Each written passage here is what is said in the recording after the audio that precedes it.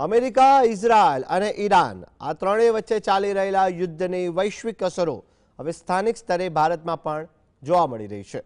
ખાસ કરીને રાંધણ ગેસના સપ્લાયમાં સર્જાયેલી ખેંચને કારણે સુરત જિલ્લામાંથી પસાર થતા નેશનલ હાઈવે 48 પર આવેલી હોટલો અને રેસ્ટોરન્ટની હાલત કફોડી બની છે। ગેસની અછતના ભણકારા વાગતા જ અનેક હોટલ સંચાલકોએ રાતોરાત પોતાના મેનુમાં મોટા ફેરફાર કરવાની ફરજ પડી। હોટલ સંચાલકોનું કહેવું છે કે જો સ્થિતિ જલ્દી નહીં સુધરે તો ધંધો ચલાવવો મુશ્કેલ બની જશે। તેથી સરકાર વહેલી તકે આ મામલે દખલગીરી કરીને ગેસના પુરવઠાની વૈકલ્પિક વ્યવસ્થા ઊભી કરે તેવી માંગ કરવામાં આવી છે।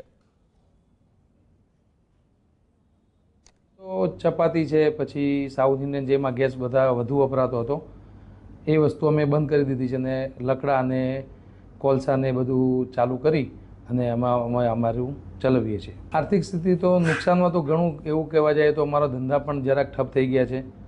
ગ્રાહકો પણ અમારી પાસે ઓછા થઈ ગયા છે અને કેમ કે અમારી પાસે પૂરતી વસ્તુ નથી એટલે પછી સ્વાભાવિક છે કે જરાક ફરક તો પડવાનો જ છે।